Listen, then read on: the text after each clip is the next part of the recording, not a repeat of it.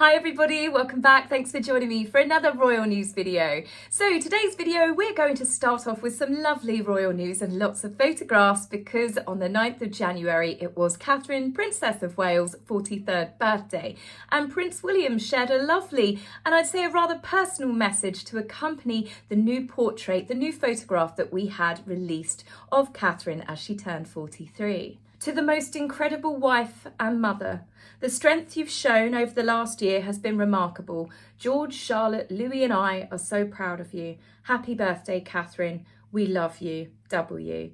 I think that was such a sweet message. As I said, it was deeply personal, and I think that was a lovely, lovely message to share with the public alongside a new picture of her. And she looks amazing, doesn't she? She's had a year from hell, and I agree with everything that Prince William said, from her strength, from being incredible and remarkable. In fact, the princess, I mean, she's a princess now, isn't she? But I remember from the very beginning, because I turned 42 in March, so I've been on this journey every step of the way with Catherine and William. We're in the same age group. I remember having posters of Prince William on my bedroom wall alongside the Backstreet Boys, E17, and I think Boyzone and Hate That. So it's been really cool to watch this journey for me, lots of milestones, and everybody feels like they're along for the journey with this lovely couple. From the moment she met Prince William in her late teenage years and becoming friends, but then they didn't actually start their relationship until Catherine was 20, when she officially became his girlfriend. There's never been a more famous woman in my time, as far as I'm concerned. The pictures, the magazine articles, the newspaper headlines about Catherine have been relentless from the moment that the newspapers picked up that she was more than just a friend of Prince William. I've watched the media obsess over their relationship. I've read the constant articles, and let's be honest, many of them were very unkind. Anything from weighty Katie, Kate's got anorexia, Kate's too clingy, Prince William tries to escape, Kate's making William jealous on purpose, Kate's pressuring him to propose. The media, I say, were in an active campaign to cause problems with the fledgling romance at every opportunity from the get-go. And I've never understood how much pressure must have really been on Catherine going through that at such a young age, until I myself actually got older. And you can understand it when you look back, when you become more grown up. You think you're grown up at 20, and then when you get to 40, you're like, I was still a baby. But the relentless abuse that she had in the media is truly, honestly horrifying when you look back on it. From them screaming at her in the airport, stalking her outside her student halls. I mean, even just trying to maintain any sort of college relationship with friends. You know, people would be like, I don't want to hang around with her because of look at this circus that follows her. It must have been honestly awful at times. But as they say, love conquers all, and they certainly have an incredible love story that they've shared with the world.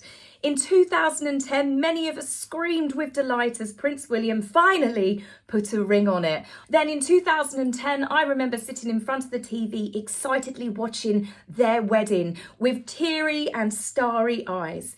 I will never forget the moment that the crowd screamed as the bells tolled outside Westminster Abbey as she slowly got out of the car, with her sister Pippa helping her with her dress and the wind gently blowing her veil. It really was a magical moment, and I cried watching her proud father, Michael Middleton, gulp as he looked his daughter up and down, held her hand and walked her into the Abbey. I'm such a sap, I'm tearing up again now because it really was beautiful. And I, like many of you, my dad wasn't around when I got married, so I think it makes it all the more poignant as well. Nobody can deny that that wedding wasn't spectacular in every way, and it is the original live action Disney wedding that the world got to see, and Prince William certainly looked the part, dressed up as the very handsome prince waiting for his princess. Then of course in 2013 in July, the world got to share in the joy as the young couple held their firstborn son, Prince George,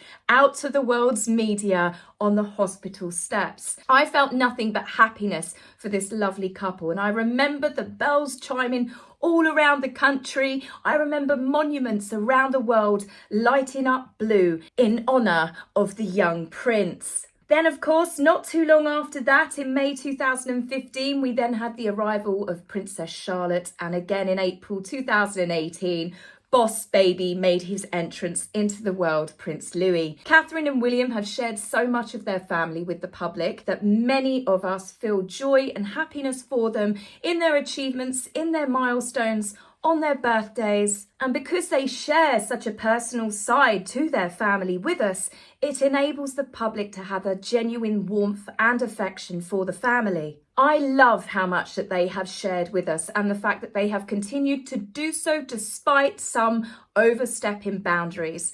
Last year alone showed how disgusting the media, other celebrities and even members of the public can behave where they feel that they own this family. They feel that they've got rights to them and they do not. I am also not going to forget how Catherine was forced to share more than what she was probably emotionally ready to at the time when she sat on that bench. Please do not forget that people had tried to hack her medical records while she was lying in hospital recovering from abdominal surgery.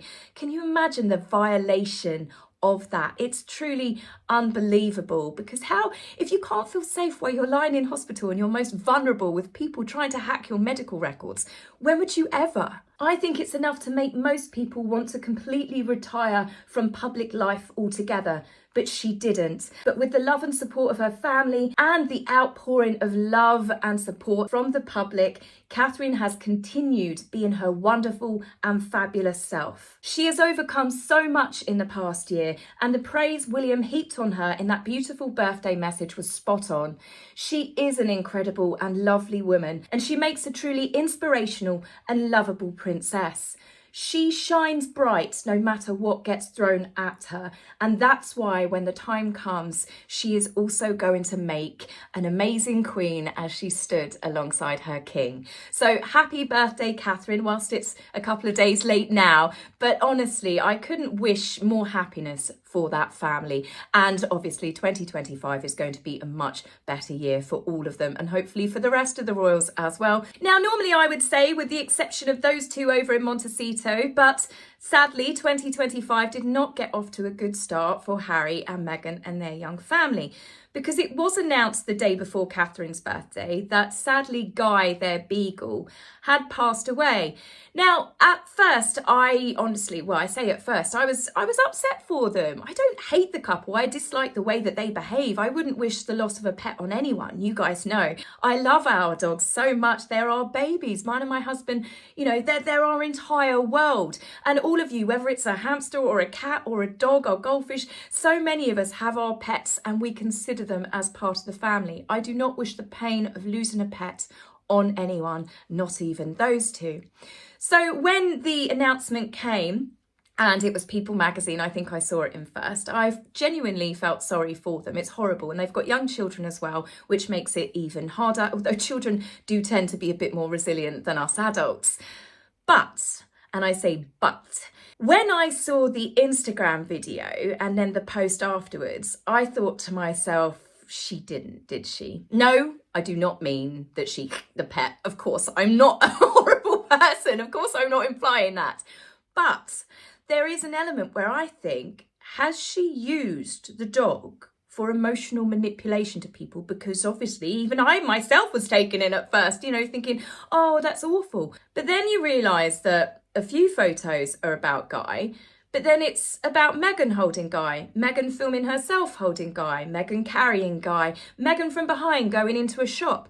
I mean, this was quite an interesting shot to put in there, because this is one of the most controversial pictures of Meghan, which has fueled the fire that she was not actually pregnant, because her bump is so gigantic and it's coming out of her rib cage. And it's obviously something that people have discussed at length. So I found it really bizarre. And Guy he's not the main feature in a lot of these pictures. This is about Meghan. And then when you get to the clips, there's this one where she's focused on Guy, and then Meghan, you hear her voice.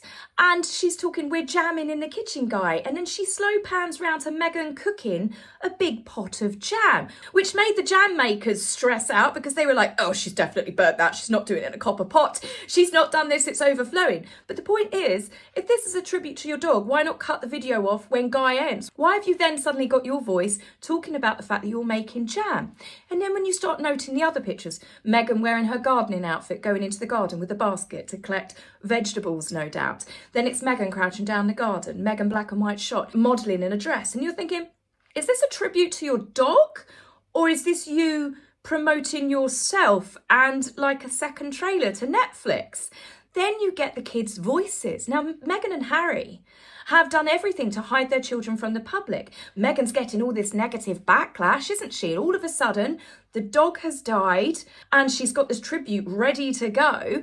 And then the children's voices appear. And there's a clip of Archie walking over to see some donkeys with Harry. But Lily's voice is then heard in the video as well. And they sing together a song at the end. Guy, we love you, Guy.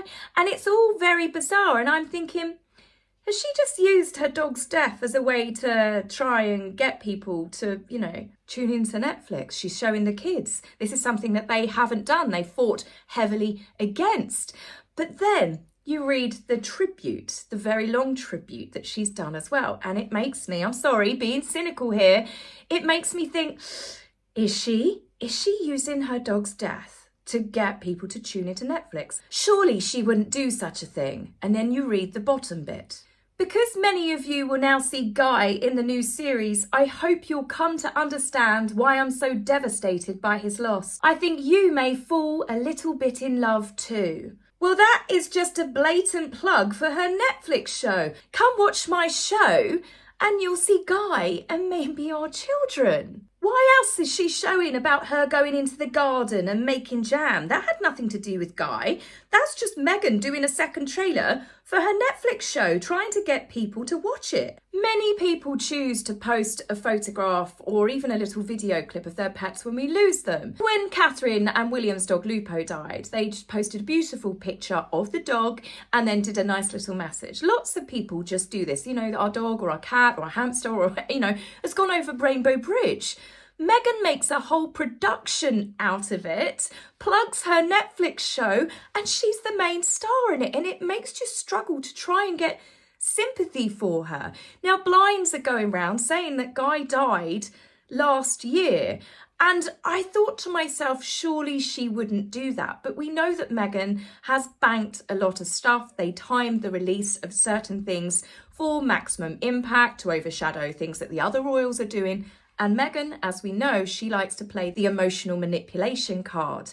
And I hate to say it, I think she's done that here. Now, I wasn't going to bring that up because it makes me feel disgusting in a way, because I'm talking about a loss of a pet, which is really sad. And I hope you guys don't think I'm being too harsh, but I am really skeptical, even more so because of the latest posts that they have been doing and going to the media, and they chose the actual date of the Princess of Wales' birthday to do so. Obviously, as you guys all around the world are seeing, the fires that are devastating Los Angeles are absolutely horrific. It's worse than what anybody had expected. Thousands, hundreds of thousands of people have lost their homes. They've lost absolutely everything. There were some people that were very cruel at first, going, oh, they're rich people, they can move on, rebuild. It's not just rich people. And what people sometimes forget as well, rich people have live-in staff. You've got gardeners, you've got cleaners, you've got nannies, you've got housekeepers. This is people's livelihoods, everything they've ever owned going up in flames. And just because a few celebrities live there doesn't mean that they haven't got other people that have lived there their whole lives. Maybe they lived there when it wasn't a celebrity haven. People are so quick to judge, but I am being very quick to judge Harry and Meghan on this because they were nothing more than publicity vultures again. Hear me out. This is their post that they started off with. In the last few days, wildfires in Southern California have raged through neighborhoods and devastated families, homes, schools, medical care centers, and so much more, affecting tens of thousands from all walks of life. A state of emergency has been issued. If you feel compelled to help, here are some resources and ideas. So then Harry and Meghan go on to list a number of organizations that the Obamas have also listed that have been listed for a number of days on government websites, across social media. So Harry and Meghan have jumped on this bandwagon. So their statement goes on, and this is the advice that they are giving to Americans. People should open their homes to their friends, their loved ones and their pets. If you are able to, please do. Please check in on disabled and elderly neighbours. Please donate clothes and toys. People don't need to be told how to be kind and compassionate and to help people in these desperate situations. Who the hell do they think they are, given this statement, to be fair, on their Sussex website, which only royal watchers are going to look at? That's why they make sure they announce it to the press, so they print it as well. Many people have been helping for a number of days, but they're not running to the media for self-glorification. There are plenty of celebrities out there that are helping, they're donating their own money, they're helping to clear cars. In the case of Steve Guttenberg from Police Academy and 3 Men and a Baby, I caught a news clip and he's out there, flames all around him, wearing a mask, talking to newsreaders, saying, pleading with people, if you are abandoning your cars and your vehicles to the fires because you need to flee, please leave the keys in the ignition so they can move them out of the way for the emergency vehicles. That is a man with boots on the ground. They go on to say support World Central Kitchen, which has been a long-time partner of their Archwell Foundation. Why? That was their wording. Why have they felt the need to say support World Central Kitchen, who is one of our partners? Why are you bringing up Archwell? You're meant to be giving guidance of how people can help others, not plug in your foundation. But that's exactly what they're doing, because they're saying, hey, if donations are going around, don't forget Archwell are partnered with one of these organisations. Give directly to the organisations. Do not give to one of these stupid foundations, because they all take a big slice of the pie. Obviously, Meghan learned nothing from the backlash that her friend Oprah received after the fires in Maui. Oprah owning a lot of land in Hawaii and certain areas that were wiped out near the fires. And she told members of the public to donate. She donated $5 million of her own money for a multi-billionaire. I mean, let's be honest, Oprah has got so much money, she could have rebuilt that entire island and she could probably write it off as a tax deduction. But Meghan has obviously jumped on board with this, and she feels that her voice and Harry's voice is strong enough to advise people to do basic kindness. People have been out there helping for days. Celebrities like Selena Gomez, she's given $5 million of her own money to go towards the disaster relief. Now, don't you find it funny, speaking of Maui, Harry and Meghan were completely silent then. Harry and Meghan were completely silent when it was North Carolina. Over 100,000 people lost their homes. There wasn't a fundraiser or a donation really from Harry and Meghan's organisation to help those people. Why? Well, because it wasn't the Princess of Wales' birthday, I guess. So after running to the Telegraph and then informing them of exactly what they're donating, the fact that they're opening up their home to friends, and as we know, that's going to be a very small circle for them, and then obviously their friends are all other rich celebrities, so I can't imagine they were opening up their home to many people. But the fact that they had to run back to the media to say, look at us, we're doing this, it's because they got backlash after telling fellow Americans what they should be doing. Now, rumours started circulating that Harry and Meghan were going to make an appearance in front of the cameras. This really started gaining traction after Jennifer Garner, the actress, was spotted helping out World Central Kitchen. She has volunteered for them for a number of years, and she's good friends with the chef Jose Andres. And in a TV interview, she explained that she sadly lost a friend in the fire, and she also made a point to say, this isn't about me, I'm here to help other people. I'm safe, my family's safe, our home is safe. I'm here to do what I can to help other people. Quite a humble statement, really. So less than 24 hours later, the rumours were correct, and in swooped the publicity vultures Harry and Meghan, who appeared with their security detail and a TMZ photographer in tow. They were photographed walking around the remains of some people's homes.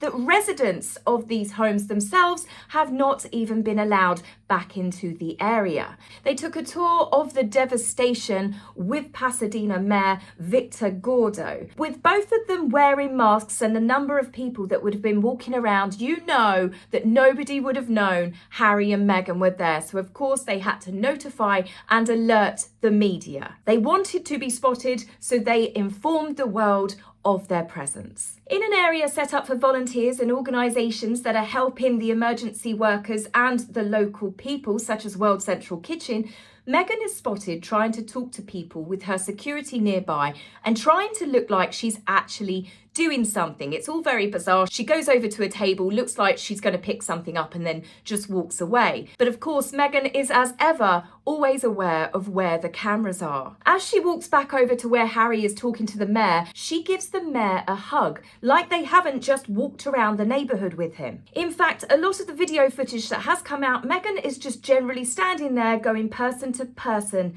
giving them hugs, making sure that she stays in view of the cameras. But in this clip, Meghan walks away from the group of people talking, knowing that they are watching her.